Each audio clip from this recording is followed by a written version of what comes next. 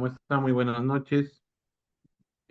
Siguiendo con las actividades de la Asociación Civil Sinchi Sonco, siempre es nuestra función o misión concientizar y dar a conocer más sobre los diferentes tipos de cáncer más frecuentes, y entre ellos tenemos en este caso el cáncer de pulmón, ¿no? El cáncer de pulmón es un cáncer que es uno de los primeros en ocurrencia en nuestro país, y también lamentablemente es uno de los más frecuentes asociados a mortalidad. Una de las causas principales es por la que se encuentra en casos avanzados, ¿no? En estadios clínicos avanzados. Y estos estadios clínicos avanzados están dados principalmente porque hay una demora en el reconocimiento de los síntomas, una demora en los procesos de saber qué exámenes hay que nosotros realizar para poder detectarlos tempranamente.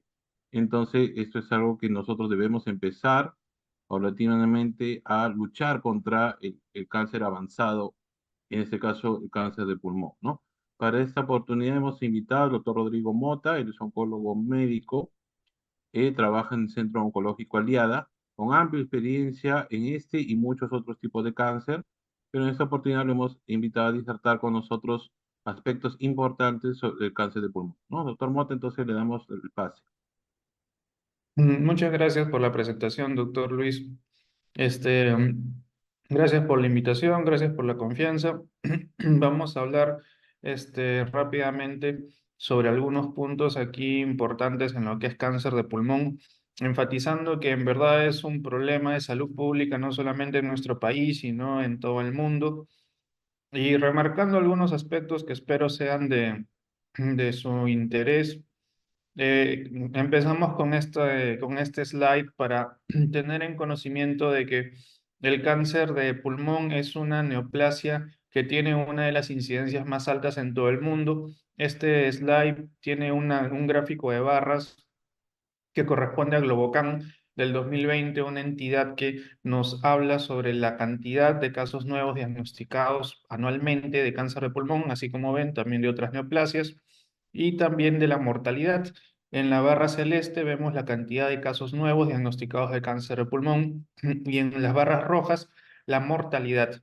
Entonces, si nosotros vemos con la incidencia, nosotros nos damos cuenta de que neoplasias como cáncer de mama, cáncer de próstata son más frecuentes. La neoplasia colorectal también es casi tan frecuente como el cáncer de pulmón. Repito, estas son las cifras de diagnósticos nuevos realizados en cáncer a nivel mundial. Y si nosotros hacemos un comparativo con las barras rojas que hablan sobre la mortalidad, sobre la cantidad de defunciones, también anuales, obviamente, nosotros comparamos la barra, por ejemplo, del cáncer de mama. La barra celeste, que como repito son casos nuevos, y la barra roja, que son las defunciones. Entonces, ¿por qué comento esto? Porque como ustedes pueden ver, los casos nuevos en cáncer de mama son un gran número.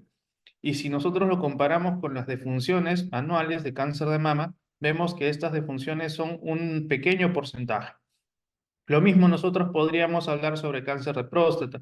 Cáncer de próstata tiene la barra celeste con una gran cantidad de incidencia de casos nuevos diagnosticados al año, pero la barra roja de mortalidad de cáncer de próstata nos dice que a pesar de que nosotros tenemos una cantidad importante de casos nuevos anuales, pocos son las defunciones anuales en comparación con los diagnósticos nuevos en cada año. Entonces, ¿eso qué quiere decir? Que hay neoplasias como mama, cáncer de mama y cáncer de próstata que pueden ser muy frecuentes, que pueden ser las más frecuentes a nivel mundial, pero su mortalidad es relativamente baja en comparación con la cantidad de casos nuevos que son diagnosticados.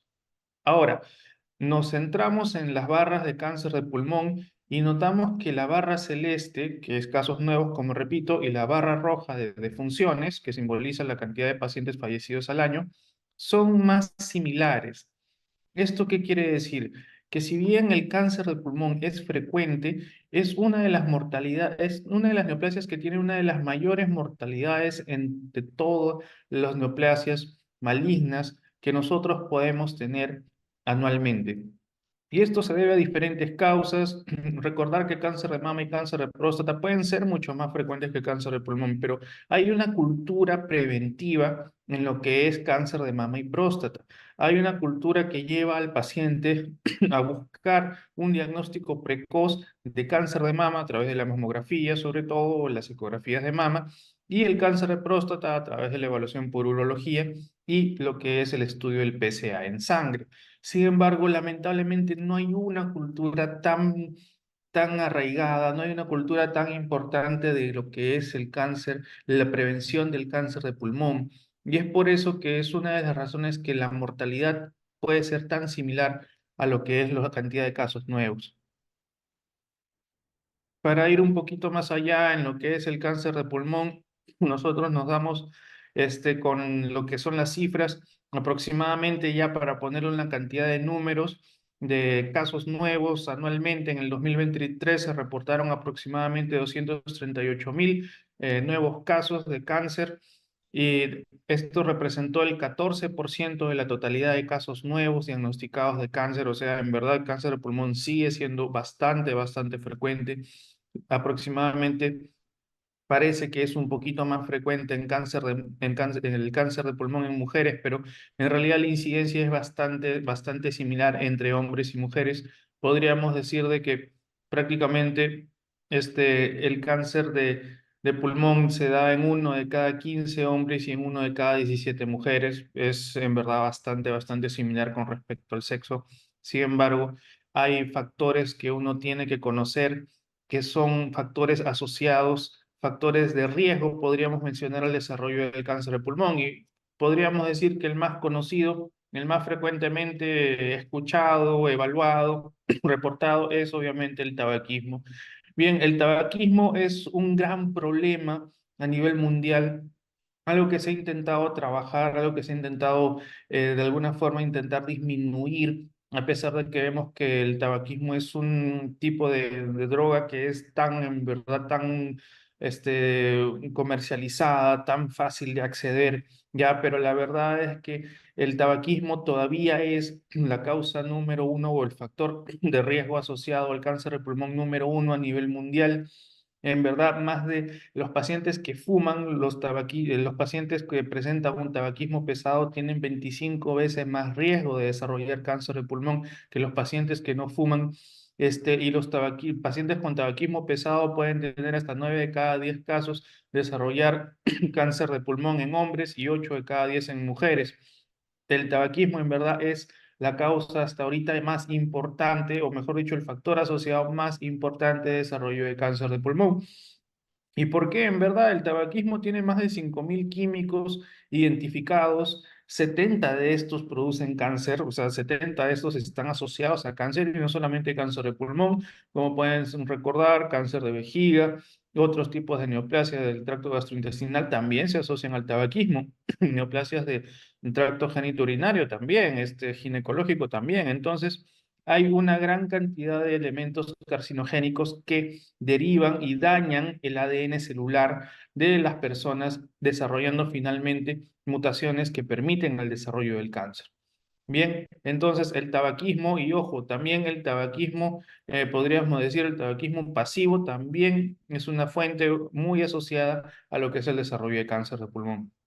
Y hay otras cosas también. Podríamos en verdad hablar 2 horas solamente de lo que es factores de riesgo, pero para intentar explicarlo un poquito mejor, la historia familiar, hay un componente genético que tiene mucho que ver en el desarrollo de cáncer de pulmón.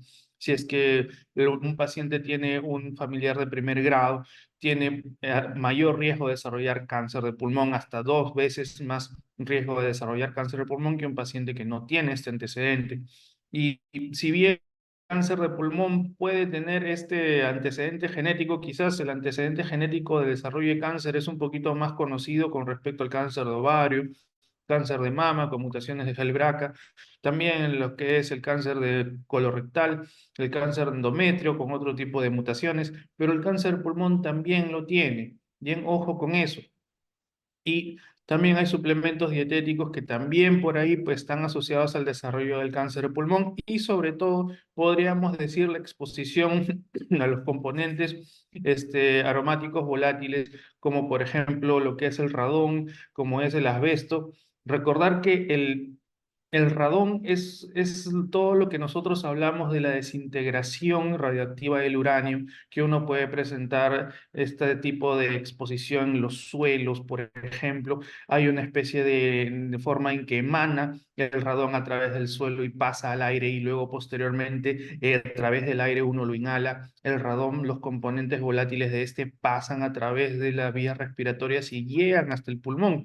Y es por eso que este radón que termina en contacto con las células del pulmón termina afectando el ADN el ADN normal, desintegrándolo, destruyéndolo y permitiendo el desarrollo de cáncer. Algo similar ocurre en el asbesto. El asbesto obviamente es quizás un compuesto más estudiado, más conocido. Hablamos del asbesto cuando hablamos de todo lo que es las industrias de construcción, con industrias de techado, industria automotriz. Bien, el asbesto sí es un compuesto bastante bien estudiado y se sabe que los pacientes o los casos que desarrollan algún tipo de neoplasia por asbesto son generalmente los que han estado expuestos a este material por décadas. Estamos hablando de 20 a 30 años. Bien, entonces hay factores de riesgo, hay factores genéticos y sobre todo hay un factor de contacto con el tabaquismo. Bien, el tabaquismo pesado es un factor de riesgo muy importante de cáncer de pulmón, pero ojo, aquí no hablamos de causa-efecto, aquí hablamos de factores de riesgo asociados. ¿Eso qué quiere decir? Hay pacientes que nunca han sido o nunca han estado en contacto con el tabaquismo y lamentablemente desarrollan cáncer de pulmón, así como también están los pacientes que han fumado durante buenos años de su vida y nunca desarrollan el cáncer de pulmón. Aquí nosotros hablamos de factores de riesgo, tal cual como dice en la diapositiva, porque lamentablemente en cáncer, en la mayoría de las neoplasias al menos, no en todas, pero en la mayoría de las neoplasias no se puede encontrar hasta ahora una relación causa-efecto. Es más una relación de riesgo asociado que tenemos con el tabaquismo, el factor genético, suplementos dietéticos y también los compuestos inorgánicos volátiles que acabamos de mencionar. Aquí no hemos colocado, pero el vaping, que es de la aplicación o el uso de los cigarrillos electrónicos, estos cigarrillos electrónicos también tienen químicos carcinógenos volátiles. Y estos, por ejemplo, podríamos mencionar el benceno, metales pesados también, y estos también se asocian con el desarrollo de cáncer de pulmón. Sin mencionar que muchos cigarrillos electrónicos también tienen nicotina, por lo cual también puede tranquilamente generar adicción y compromiso, no solamente llevar al paciente al desarrollo de neoplasias pulmonares, sino también las otras neoplasias de otros órganos, de otros sistemas que hemos mencionado. Y esto es un slide bastante interesante, es lo que fue la comercialización del tabaquismo en el mundo. Ya este slide es bastante importante porque vemos aquí en la curva morada todo lo que fue la comercialización de los cigarrillos, ya la comercialización de cigarrillos en Estados Unidos y cómo está fomentando en las primeras décadas del 1910, 1920, con la Gran Depresión de 1929 de Estados Unidos, aumentó más el tabaquismo y con lo que respecta al desarrollo de la Primera y la Segunda Guerra Mundial, llevó a un aumento de lo que fue la comercialización, compra y venta del cigarrillo. ¿Ya? ¿Y qué es lo que pasó? Conforme recién llegamos a 1945, 1950, hubo una asociación que se encargó de remarcar que el tabaquismo puede llegar a producir enfermedades pulmonares crónicas y posteriormente el desarrollo de cáncer de pulmón. Entonces, cuando se empezó a limitar la comercialización de los cigarrillos en Estados Unidos, vemos aquí que llega una especie de delta recién en 1960, 1970, es cuando la comercialización, la venta de los cigarrillos empieza a disminuir. Entonces, empieza a disminuir por diferentes normas que colocó las instituciones de sanidad en Estados Unidos. Entre ellas aumentaron lo que es los taxes, lo que es la compra y venta del tabaco, de los cigarrillos. También empezaron las campañas contra el cáncer de pulmón y también empezaron a limitar la cantidad del uso comercial de cigarrillos y también el uso de cigarrillos en lugares públicos. Entonces, todo esto llevó a una disminución de lo que fue la tasa de comercio del cigarrillo. Y aquí, en la curva roja, vemos cómo esta se asocia, la curva roja simboliza la tasa de muertes por cáncer de pulmón. Entonces, conforme la cantidad de comercio del cigarrillo aumentaba, la tasa de mortalidad por cáncer de pulmón también aumentaba. Y cuando llegamos al delta de 1960-1970 y la compra-venta de cigarrillos disminuye, la muerte por cáncer de pulmón también empieza en paralelo a disminuir. Así que es algo bastante interesante. Muchos mencionan que el cáncer de pulmón es una enfermedad de países industrializados, de partes del mundo ya más industrializadas, pero en verdad el disminuir el hábito tabáquico ayuda mucho, ayuda muchísimo, a tal punto de que si nosotros vemos lo que es el control, la prevención del cáncer de pulmón, como ya hemos mencionado, hay factores de riesgo asociados, el cigarrillo, como ya hemos mencionado, el radón, etcétera. Todo aquí figura, esta es la guía de la NCCN, una guía americana donde nos mencionan lo que es el screening de los pacientes en cáncer de pulmón. ¿Y qué pacientes, según los americanos, deben pasar al screening del cáncer de pulmón? Generalmente pasan los pacientes considerados con un alto riesgo. ¿Qué pacientes son considerados con alto riesgo de presentar cáncer de pulmón? Son dos grupos principalmente que son reconocidos por los americanos. Uno es la edad, los pacientes que tienen una edad más de 50 años, mayor o igual a más de 50 años. Este es donde hay un aumento logarítmico en la cantidad de casos nuevos diagnosticados de cáncer de pulmón.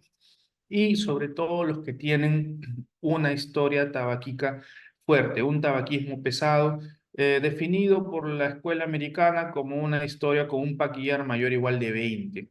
¿Qué quiere decir un paquillar mayor o igual de 20? Este es el paciente que durante aproximadamente 20 años ha tenido una tasa de tabaquismo de una cajetilla diaria. Ya es prácticamente el paciente que por más de una década, década y media, ha estado fumando una cajetilla completa al día. Entonces, estos son los pacientes que la escuela americana nos sugiere pasar a controles de tamizaje a partir de los 50 años. ¿Y con qué hacen los controles de tamizaje? Aquí entra algo llamado the low dose, perdón, computerized tomography, que es la tomografía de baja dosis. ¿Esto qué quiere decir? Las tomografías de baja dosis de radiación son tomografías de tórax que se realizan y que, como su nombre lo dice, van a irradiar con una pequeña cantidad, por lo cual se disminuye el riesgo de que esta radiación a futuro pueda tener algún evento adverso, como el desarrollo de otras neoplasias en sí también, entre otros aspectos que puede producir una tomografía realizada, porque aquí lo que sugieren es hacer una tomo de tórax una vez al año en estos pacientes. Entonces, esta es la forma óptima en el que uno puede hacer el control preventivo con una tomografía de tórax de baja dosis, y estos son los grupos en los que la escuela americana nos sugiere que sí o sí, y repito, sí o sí tiene que pasar a controles periódicos una vez al año con tomografías de tórax, todos aquellos mayores de 50 años y todos pacientes que han tenido un antecedente de tabaquismo pesado. Bien, entonces los que no tienen estos factores de riesgo, como pueden ver en el slide de la escuela americana, nos dicen de que ellos no sugieren un control preventivo. Y en verdad, las guías internacionales, la NCCN que les mostré, era la NCCN de este año, la última versión de este 2024. Nosotros podemos ver de que el 2012 hasta el 2018, 2016 y las últimas guías más actuales siguen con esas indicaciones. Acá para enfatizar quizás la Academia Americana también de Medicina Familiar, aquí también lo que es el Servicio Preventivo de Estados Unidos y la NSCN, y así como la Escuela Canadiense, todos enfatizan esos dos grupos, la edad y el hábito tabáquico pesado. Estos son las recomendaciones para que uno pueda realizar la low dose tomography, el que es el método de elección para poder realizar el control preventivo en los pacientes con cáncer de pulmón de alto riesgo. Y quizás para hablar rápidamente sobre los tipos de cáncer de pulmón, porque hay que tener en cuenta que no es suficiente decir que el paciente tiene cáncer de pulmón. Actualmente se habla de un tipo histológico, o sea, de un tipo celular del cáncer de pulmón y un tipo molecular. Para no hacerlo quizás tan engorroso. El tipo histológico quiere decir que hay diferentes tipos celulares de cáncer de pulmón. El más frecuente, adenocarcinoma, seguido por el carcinoma epidermoide y posteriormente el carcinoma de células grandes y el carcinoma de células pequeñas. ¿Es importante diferenciarlos? Sí, porque tienen todos una presentación diferente. El adenocarcinoma de pulmón, que es el más frecuente, aparece en la periferia, por lo general. Es el más común de todos y tiene menos asociación con un tabaquismo pesado, mientras que el carcinoma epidermoide es más fuerte. El carcinoma epidermoide es más central, lo que le permite al tumor comprometer con más facilidad ganglios centrales, ganglios de mediastino, y con eso extenderse a todo el cuerpo. Tiene una especie de compromiso metastásico más sencillo porque es más central, y estos son los que generalmente debutan con tos, debutan con falta de aire, y aparte estos carcinomas escamosos se asocian con más frecuencia a lo que es el tabaquismo. Hay otras cosas para mencionar, por ejemplo, el de las células grandes es bastante infrecuente y tiene una especie de agresividad intermedia en comparación con el escamoso y el adenocarcinoma. Y finalmente, el de células pequeñas, este es el tumor de pulmón que le tenemos bastante miedo.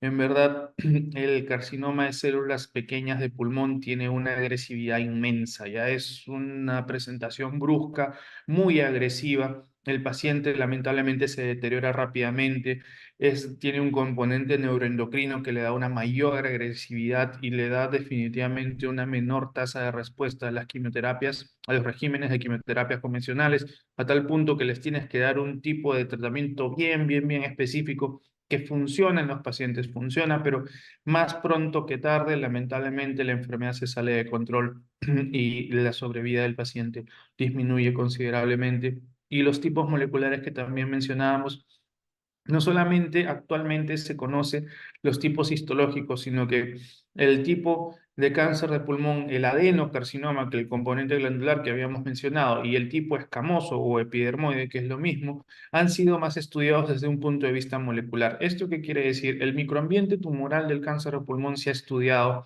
se ha definido que diferentes mutaciones en estos tipos de células se asocian a diferentes pronósticos.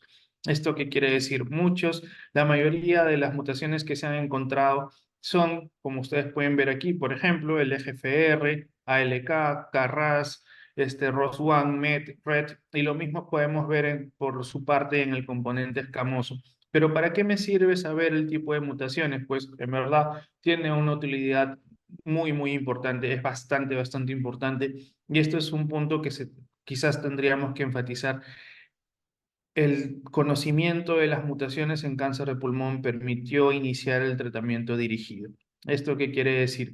Las mutaciones que nosotros hemos mencionado en nuestra diapositiva anterior, cada una de estas mutaciones se conoce que lleva la batuta del desarrollo del cáncer. O sea, si el paciente tiene un EGFR mutado, es a través de este EGFR que el cáncer evoluciona, que se disemina, que termina deteriorando el paciente. Así que el estudio de este GFR, como pueden ver en este slide, determina que el tratamiento, el bloqueo específico de esta mutación mejora el desarrollo de la evolución del cáncer, bloquea el desarrollo del cáncer y disminuye esta agresividad con la que el cáncer va creciendo. Incluso el EGFR es la mutación más frecuentemente encontrada. En Estados Unidos, Europa tiene una frecuencia de mutación de hasta un 12-15%, y el bloqueo de esta mutación con medicamentos permitió el inicio del tratamiento dirigido. Es un tratamiento que no es como la quimioterapia, sino es un tratamiento dirigido, que es un tratamiento específico bloqueando la vía del EGFR, lo que disminuye la toxicidad, mejora la tolerancia del tratamiento por parte del paciente, y sobre todo mejora la supervivencia, mejora mucho la supervivencia en comparación con la quimioterapia. Y esto fue en verdad como un cambio del paradigma del tratamiento. A través de los inhibidores de tirosina quinasa, que son los medicamentos que bloquean el EGFR, se tuvo un cambio completo en lo que es el desarrollo, el tratamiento del cáncer de pulmón. Y así como se evaluó la mutación del EGFR como el ALK, también los receptores del factor de crecimiento endotelio vascular, Y finalmente la inmunoterapia, que cada vez es más buscada, cada vez es más preguntada en consulta por los pacientes y por los familiares de pacientes. Pero estos tratamientos son los que permiten en verdad el tratamiento, la terapia dirigida en cáncer de pulmón. Si yo tengo una mutación del LK, le doy un tratamiento específico contra ALK. Si yo tengo una mutación del EGFR, yo le doy un tratamiento específico para la mutación del EGFR. Si yo tengo una mutación, una en PDL1 alto, yo le doy inmunoterapia al paciente porque sé que los que tienen PDL1 alto responden muy bien a inmuno. Y los antiangiogénicos también pueden potenciar en algunos casos el trabajo de la inmunoterapia contra el cáncer. Entonces, son opciones terapéuticas que se han manejado muchísimo y la actualidad del tratamiento del cáncer de pulmón es que ya no solamente hablamos de GFR y LK y PDL1, ahora hablamos de BRAF, ROS1, MET y muchos otros que actualmente se están estudiando y hay tratamientos específicos contra cada una de estas mutaciones. En pocas palabras, conocer la mutación en cáncer de pulmón me permite definir el tratamiento específico para cada paciente. Algo brutalmente interesante, algo que ha cambiado ya porque es una realidad, es un presente, ha cambiado definitivamente la cara del tratamiento del cáncer de pulmón y esas curvas, esas barras que vimos al inicio, esperamos que en los próximos años mejoren. Para terminar, el cáncer de pulmón, como más o menos quizás ya están intuyendo, la parte molecular del cáncer de pulmón es importante reconocerla. Como dije, el EGFR es la mutación más frecuentemente tratable, dragable, como se menciona por los americanos, pero es la misma frecuencia del EGFR en Estados Unidos o Europa con Hispanoamérica.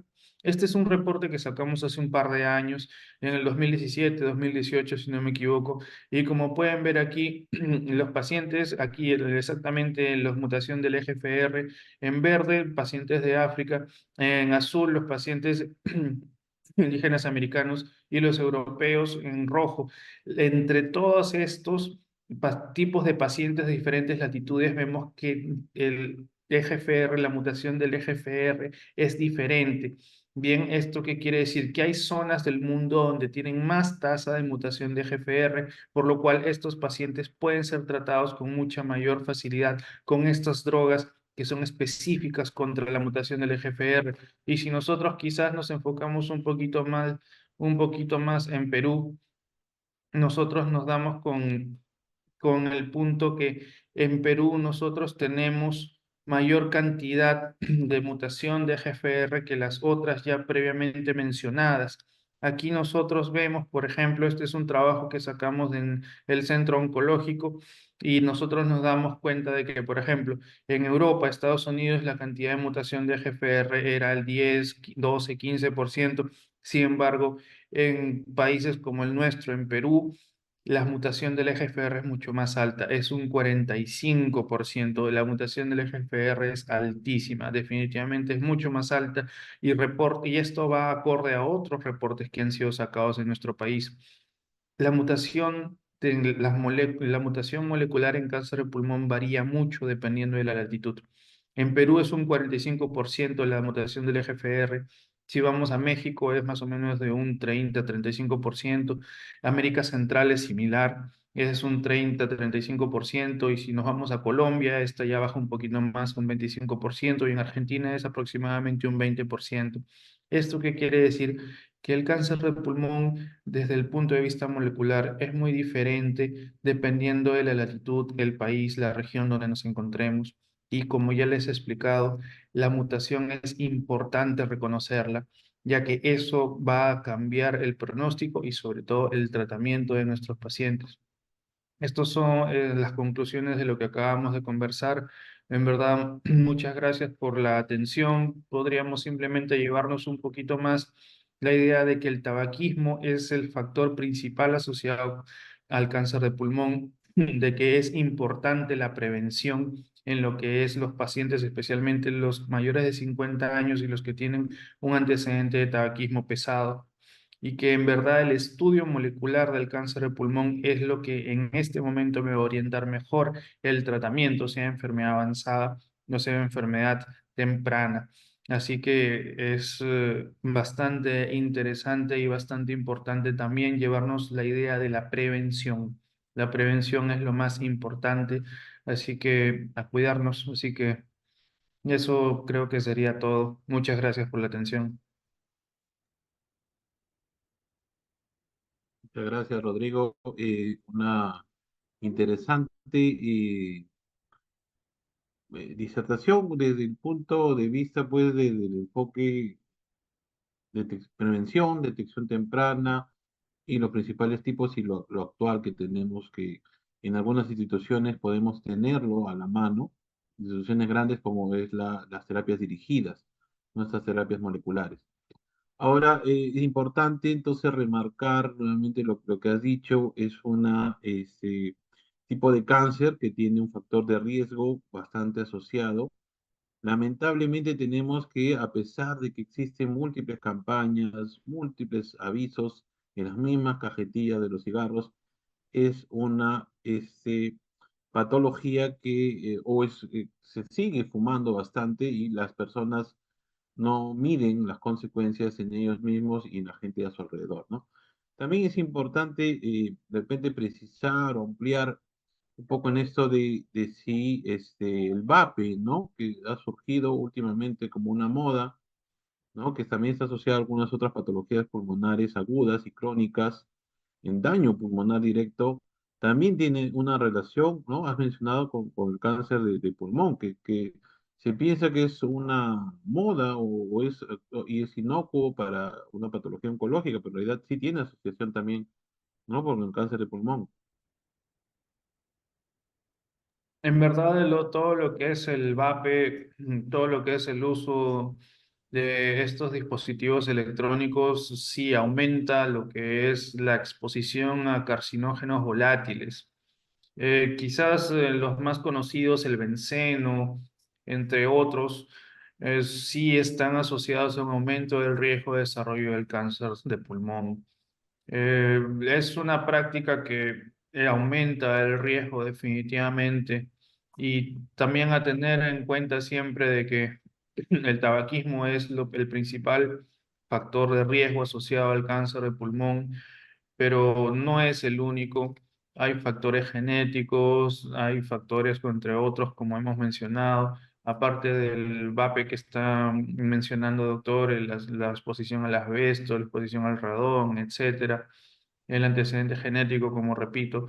Y también mencionar de que a pesar de que tenemos pacientes sin un factor de riesgo claro, llegan a desarrollar cáncer de pulmón sin fumar, sin tener una exposición clara a pinturas, a algún carcinogénico volátil, por lo cual en verdad en nuestro país es un país con una tasa de EGFR bastante alta. Entonces, el paciente con EGFR mutado usualmente no tiene mucho antecedente de tabaquismo. Así que no todos los pacientes con tabaquismo pesado no serían los únicos, mejor dicho, que deberían pasar un control preventivo, sino en general todo paciente mayor de 50 años en nuestro país, que especialmente en nuestro país tiene mutaciones de FR tan altas, debería pasar a controles periódicos de tamizaje contra cáncer de pulmón. Eso definitivamente. Claro, entonces muchas veces nosotros mencionamos al paciente que el cáncer es el resultado quizás de una suma y resta de factores protectores y factores de riesgo, ¿no? Entonces, en realidad, muchas veces nosotros pensamos que el factor hereditario quizás es el más frecuente, o si yo no fumo no tengo ese riesgo de tal cual cáncer, pero en realidad si estamos viendo que en la población peruana existe en la célula tumoral, o para que se desarrolle esta célula tumoral en el pulmón, ya una mutación genética previa asociada y que esto se da incluso en ausencia de haber fumado por mucho tiempo, que es uno de los principales factores de riesgo, pero como menciona, no el único. Entonces, remarcar también en la detección temprana, ¿no? Y la detección temprana es los exámenes ya determinados para encontrar un cáncer pequeño, que es como deberíamos nosotros encontrar un cáncer o buscarlo y no que el cáncer no se encuentre Ya cuando está en un estadio clínico avanzado, se está extendido y tenemos menos por ofrecer quizás al paciente, ¿no? Entonces la tomografía con baja radiación sin contraste creo que es el examen de detección temprana, entonces todo mayor de 50 años, incluso sin estos antecedentes de fumador pesado que podría ya plantearse, ¿no? Como método de detección temprana adecuado. Acá Efectivamente. tenemos, acá tenemos una consulta si es que hay alguna asociación entre tuberculosis y cáncer de pulmón, ¿no? Como una patología inflamatoria, infecciosa crónica también. Sí, en verdad es una muy buena pregunta. Lamentablemente, sí hay una asociación entre la tuberculosis, perdón, y el desarrollo de cáncer de pulmón. En verdad, la tuberculosis también se asocia bastante a lo que es cáncer de cabeza y cuello, pero también la segunda neoplasia asociada a lo que es tuberculosis pulmonar es el cáncer de pulmón, justamente. Cualquier enfermedad inflamatoria crónica puede desarrollar una mutación que permite el desarrollo del cáncer. Por eso es que otros pacientes con EPOC, por ejemplo, que es una enfermedad inflamatoria respiratoria pulmonar crónica, también tienen un aumento de riesgo de desarrollo del cáncer de pulmón. Pero específicamente la TB, la tuberculosis pulmonar, sí puede aumentar el riesgo de cáncer. Número uno, cabeza y cuello, y número dos, pulmón. Claro, ¿no? Es otra patología inflamatoria crónica, como mencionas, da pues pie a que puedan existir ciertas mutaciones o cambios en el interior de la célula para que esa célula normal se convierta en una célula tumoral, ¿no? Acá también, bueno, nos dicen esta pregunta de qué opinión se tiene acerca del uso del cigarrillo electrónico, ¿no? Y bueno, creo que hemos mencionado pues estos carcinógenos volátiles que se han mencionado que están dentro de los químicos que están contenidos dentro de este vape, ¿no? Que viene de olores diferentes, de sabores diferentes, y todas las cosas comerciales que lo ponen para que pueda ser algo lúdico o considerado algo inocuo, y lamentablemente no es así. Existen patologías ya estudiadas de daño pulmonar agudo, ¿no? Un daño en el pulmón directamente, y también esté asociado a la patología oncológica, ¿no? Sí, Entonces, exactamente. otro punto que también hace que este cáncer quizás sea encontrado de forma avanzada es que nosotros tenemos la caja torácica, ¿no? Compuesta por la parilla costal, o sea, las costillas, tenemos sobre él músculos, tenemos cartílagos, y muchas veces pues en las actividades diarias nosotros no utilizamos esto, o que es la ergonomía, ¿no? Incluso al sentarnos en el trabajo, al realizar diversas actividades, no se tiene en consideración la ergonomía, es un adecuado posicionamiento, y hay muchas personas que sufren pues de lumbalgia, de dolores musculares, y eso lo tienen de forma crónica, y en algunos casos no ven que ya, bueno, quizás mejorando algunas de las posturas, teniendo algún tratamiento antiinflamatorio, persisten con ese dolor y siguen asociándolo a patologías de forma o parte muscular, de lumbalgias por alguna discopatía, algún problema en la columna, y en realidad puede ser un síntoma también inicial, ¿no? Entonces, ¿qué síntomas iniciales nosotros podemos considerar para ya tener una sospecha de repente de cáncer de pulmón, ¿no? En verdad, lamentablemente, el cáncer de pulmón da síntomas cuando ya está con un compromiso localmente avanzado o avanzado. Y ese es otro punto para mencionar. En la charla no nos hemos quizás fijado mucho en lo que son los síntomas, y es porque el cáncer de pulmón no suele producir algún síntoma característico. El cáncer en general es un enemigo silencioso. Aparece en cualquier órgano, pulmón en este caso, pero puede ser colon, estómago, mama, etcétera. Y el tumor va a ir creciendo, va a ir creciendo, va a dar síntomas inespecíficos completamente, síntomas que muchos de nosotros no le vamos a dar tanta importancia, no le vamos a hacer mucho caso, por decirlo de alguna forma.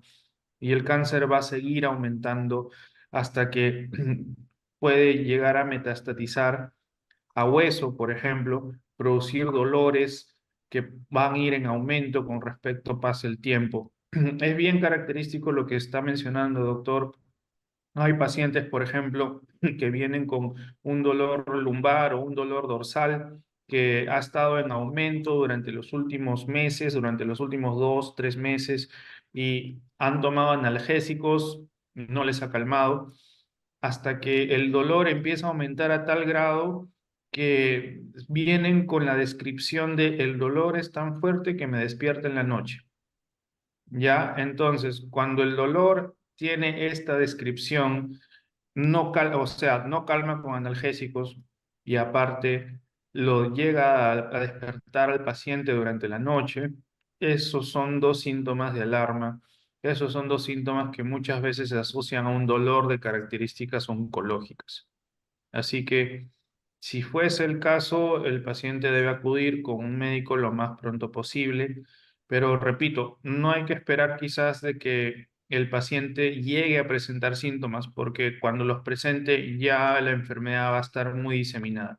Hacer siempre hincapié en que todos, en verdad todos, debemos a pasar a lo que son los controles preventivos.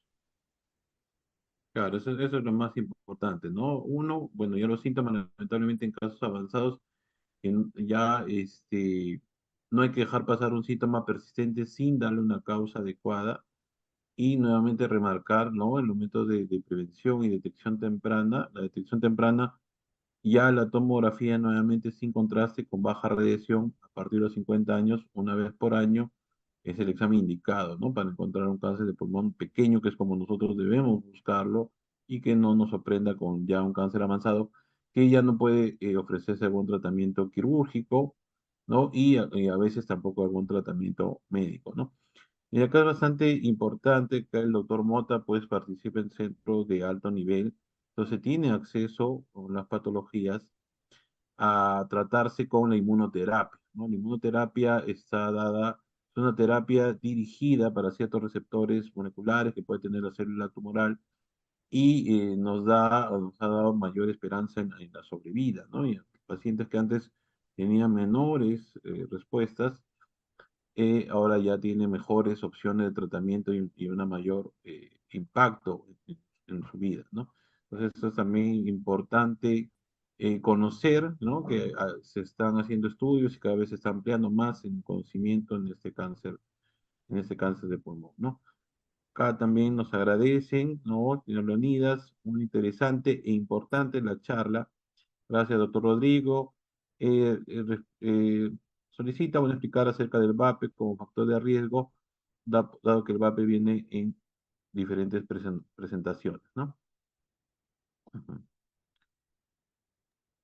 En realidad no hay un estudio que indique con completa seguridad qué tipo de marca o qué tipo de presentación o de vape o cigarrillo electrónico o dispositivo es peor o tiene más riesgo que otro.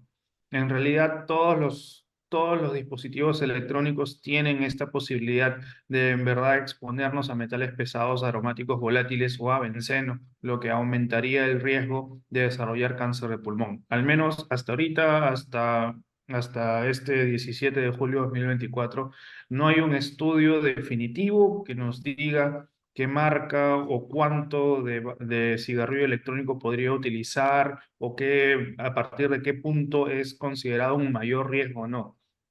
Hasta el momento se conoce que cualquiera de ellos podría exponernos a cierta cantidad de carcinógenos volátiles, lo cual sí está demostrado que puede llevarnos al desarrollo de cáncer de pulmón y hasta presentaciones con diferentes tipos de mutaciones. Por ejemplo, estamos hablando de la mutación del EGFR, es el más frecuente en nuestro país, pero el EGFR tiene una alta tasa de asociación con la biomasa. O sea, todos los pacientes, todas las personas que han estado expuestas a humo de leña, quizás para cocinar, que es lo más frecuente en algunas zonas de nuestro país, tienen un aumento de riesgo del desarrollo de cáncer de pulmón, EGFR mutado. Y se sospecha que esa es una de las causas por qué el Perú tiene tanta mutación del EGFR y nuestra tasa de mutación de EGFR es altísima, altísima en comparación de Estados Unidos, Europa y otras zonas del mundo. Así que nosotros tenemos que tener en cuenta de que la respuesta como factor de riesgo, diferentes presentaciones de VAPE. En verdad, no hay, repito, una presentación que se haya demostrado que sea peor o más riesgosa que otra. En realidad, cualquiera de ellas puede traer riesgo. Entonces, nuevamente, pues, más importante, remarcar, pues, la detección temprana, ¿no? Importante conocer, pues, sobre todo, esta enfoque que se da a este tipo de cáncer no muy difundido. Muchas veces, hablando de cáncer de pulmón, vemos los anuncios y todo con el cigarro, pero también tenemos que mencionar o, ¿no? Remarcar que depende de nuestra población es diferente y tenemos que realizar detección temprana incluso sin tener este hábito de haber salido fumador pesado, activo o pasivo, en los cuales han estado expuestos en ambientes de humo, ¿no? Entonces, tenemos esta charla, ¿no? La tenemos grabada ya para poder compartirla de todas maneras por nuestras redes sociales, también con el doctor Mota, y quede ya como material para que pueda ser reproducido toda persona que tenemos varios familiares, varios centros de trabajo, y es importante poco a poco de esta forma concientizar y esparcir estos conocimientos, pues, que son importantes para luchar contra el cáncer y la lucha contra el cáncer avanzado. Cada uno de nuestra posición, ¿no? Podemos compartir esta información y hacer que más personas puedan tener acceso a ella y que puedan evitar un cáncer avanzado, que es lo que más queremos, que nosotros podemos dar a nuestros pacientes mejores tratamientos si es que esto se encuentra mucho más pequeño, ¿no? Entonces agradezco, doctor Mata, por su importante disertación, todos estos conocimientos, pues, que han sabido llegar a las personas conectadas, pero también van a seguir difundiéndose a través de medios electrónicos, ¿no? Nuevamente, muchas gracias, esperamos contar con su participación para temas posteriores. Gracias a ustedes, en verdad, y simplemente llevarnos la idea de la importancia que es la prevención en cáncer de pulmón y en cáncer en general. Muchas gracias a ustedes por la confianza. Hasta la próxima. Gracias, hasta luego entonces. Buenas noches.